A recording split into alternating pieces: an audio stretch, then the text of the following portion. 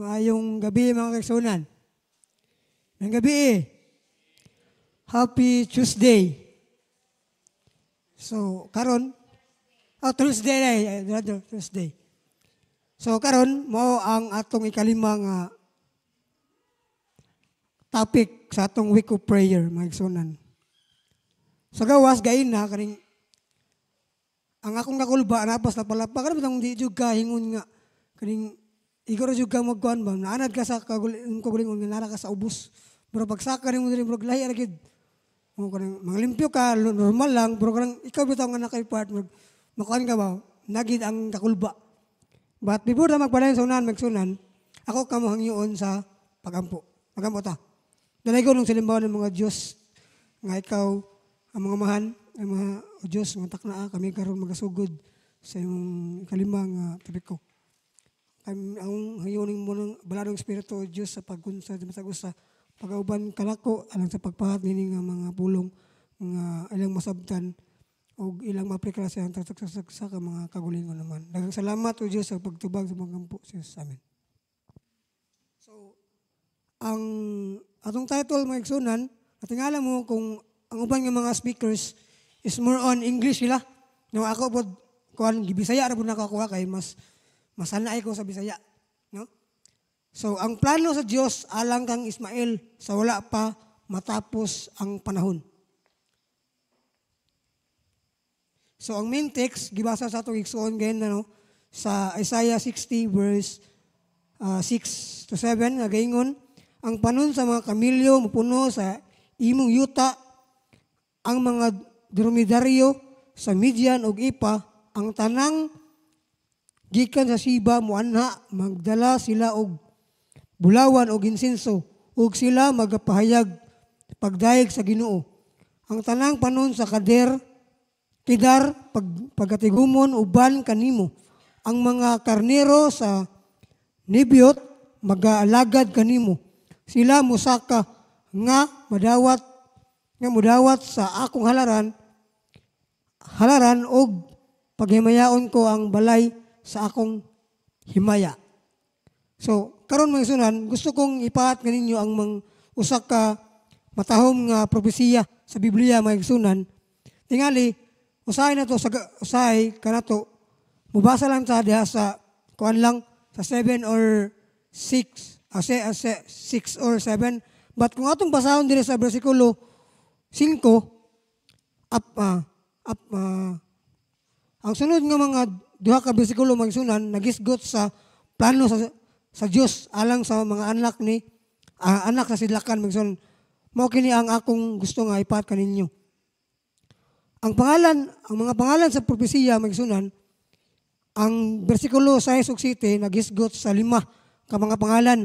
Mao kini sila si Midian, Epa, Sheba, Kedar og Nebiot. Apan kinsa man sila mga igsunan? Makapangutan nato ba kinsa man sila sa propesiya? Aron masabtan nato mga igsunan, atong unahon ang pangutan na ba? Pila giday ang asawa ni Abraham? Pila giday kamo kang asawa ni Abraham? Duha? Duha ba? No?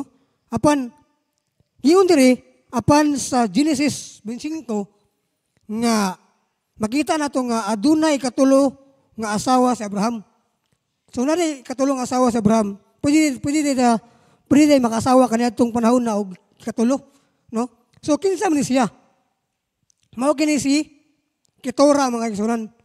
Si Ketura, diya sa Genesis 25 verse 2 to 4, nagisgot sa iyang mga anak. Kinsa man iyang mga anak? Kini si Midian, anak ni Abraham kang Ketura. Si Epa, apo ni Abraham, anak ni Midian. Si Sheba, mga igsunan, apo ni Abraham, anak ni Jokshan, anak ni Ketura. Sa Isaiah, sa Isinta, versikulo 7, nagisgot dira nga, si Kedar, anak ni Ismael, apo ni Abraham. Apan, unsa man ang ilang papel nini nga mga mao nga plano sa Dios mga igsunan. Ang kaliwatan ni Ismael sa kasaysayan, yun dira nga, bisan kung si Isaac mao ang anak sa saad, ang uban pang mga anak ni Abraham wala makalimtan sa Dios. Diya sa Genesis 25 verse 6 nagsulti nga gipadala ni Abraham ang mga anak ni Hagar og Ketura ngadto sa sidlakan. Busa sa Biblia sila gitawag nga mga anak sa sidlakan o mga katawhan sa sidlakan, mga igsunan.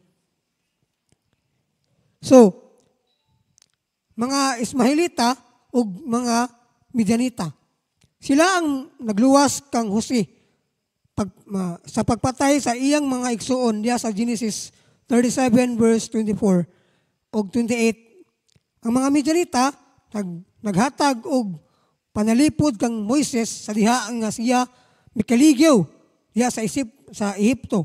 So, sa Exodus 2 verse 15, si Jethro pare sa Midian, amahan sa asawa ni Moises, ug naghatag og maayong tambag kang Moises bahin sa pagdumala sa katawhan.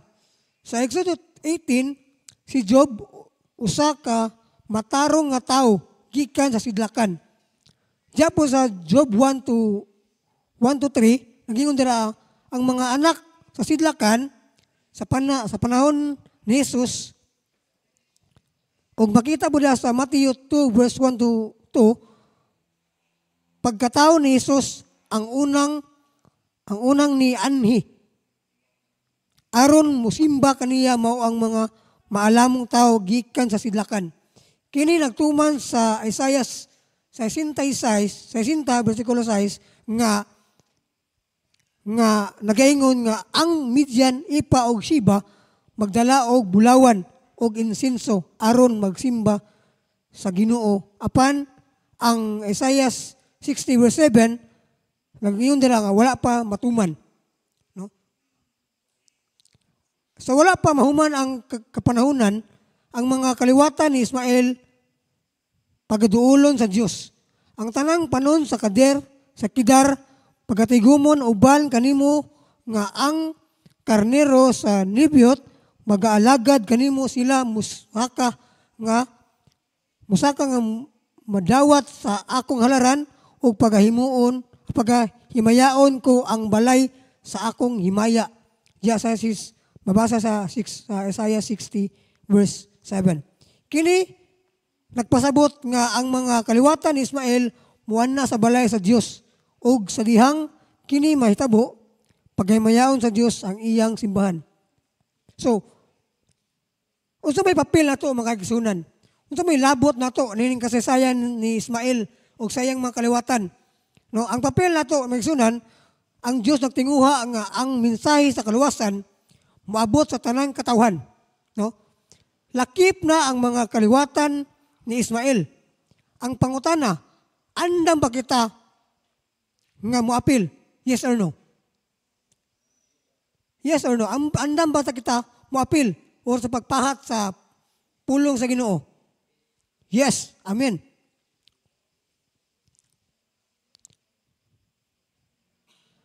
So, another question diri, andam ba kita nga muhigugma o mualagad kaniya?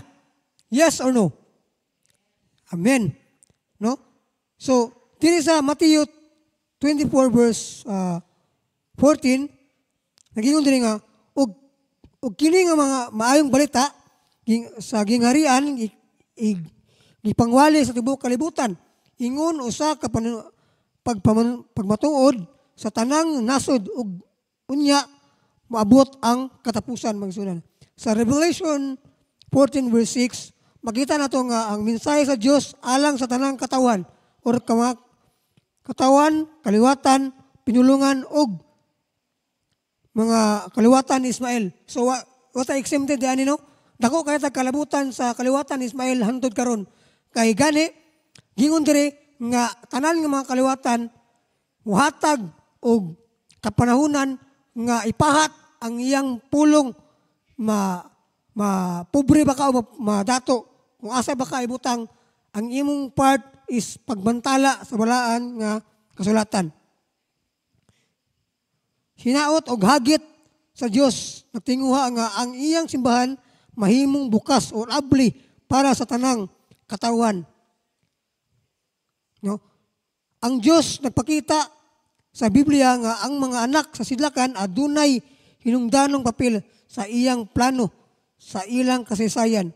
Ilang natabangan ang katawan sa Dios karon kita gitawag sa Dios aron dadon sila pabalik sa panimalay. Magpagamit ba kita pagpadayon sa bulaton sa Dios mga igsunan. Okay.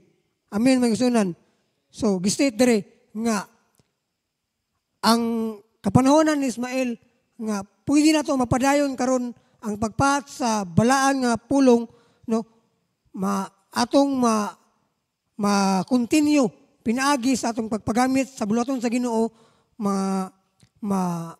mapobre man ka o dato. So mao kato ang atong topic this karong mga tagnaog mayong gabi kanang tanan.